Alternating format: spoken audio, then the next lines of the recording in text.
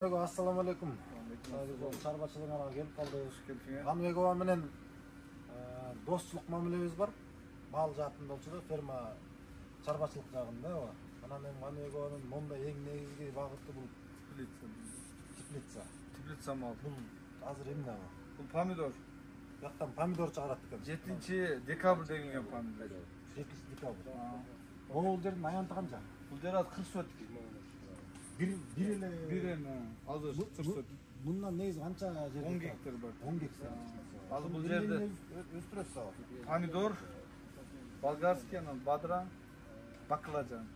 Кыргызстандагы эң эле чоң өндүрүүчү чарба сиз окшойсуз. Бир жылда 2. Саражөнгө эң эле көп фуралар бар, ушул жерден кетеби? Саражөнгө Мына ушул чарбачылыктын кожоюну Канбекова экебиз агайын мамилебиз бар.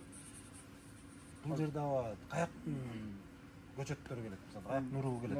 Голландиянын Кано деген эмеси. Франциянын Кано деген сорту. Алабыз, анан өз көчөт кылып чыгарабыз. Кичинекейинен баштап көчөт кылып, анан отургузуп, пиширип. Голландия негизи ушул жашыл чаллардын эң алдыңкы өлкөлөрдүн бири турбайбы? Анан могу мисалы үчүн бир туп канча түшүндүрөт? Азыркы ушул бир туп турган 4 килограмм, 3 килограмм. Эң жакшы онда 4 килограмм. Канча мөөнөт берет? 6 ай. 6 ай. Ушул 6 ай өсүп берет болду андан кийин. Анан алып туруп дагы неге кайрадан? Бир жылда 2 жолу түшүндү. Бул бир жолу 2 жолу түшүндү. Жол болсо бир туп бир жолу 6 ай өсүп, анан эмне болду? Бул канча температура болуш керек ошондой? +20. Кышында көбүрөөк жагасыңарбы? Ооба, кышында эң катуу суук болгондо былтыр -25 болду, ошондо +12 кармады ичиме. Сыртта 25, а бул жакта 12 плюс. Ошондо мунун өсүшү кичине жайлап калат. Жайлап калат, өсүшү арка уже туктай азыр жайлап акырын кетет. Ошондо чыгымга учуратпайбы? Жок, температура азайгандан кийин түшүндүрүүгү дагы азаят да сөзсүз. Жан көп убакыт кармаса азайат, анан 5-10 күн иштеп болду. Жакшы экен, сонун. Кыш аткандары барбы? Жок. Бул азыр терип бүттүңөрбү? Кайтадан гүлдүп аткан экинчисине отурдук.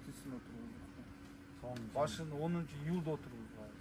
Көрүңүздөр арчы кандай текши. Буга эми мисалы үчүн дагы дармек, отоосу, сөзсүз түрдө бул бир 40 соттойдо канча адам иштейт? Азыр биздин ишканада өзү 50 адам иштейт. Анын ичинен 35 аял иштейт. Оны алып, тазалап, карап, отоп. Мээнет күчкөн. Чарбачылыкка береке берсин, ушинтип эле бизди жакшы азыктар менен азыктандырып, таза азыктар менен азыктандырып эле ушундай биздин чарбакерлер болсо анан кайсы тармак болбосун өнөгөт да. Ошон үчүн буга мээнет керек, сабырдуулук керек, андай го.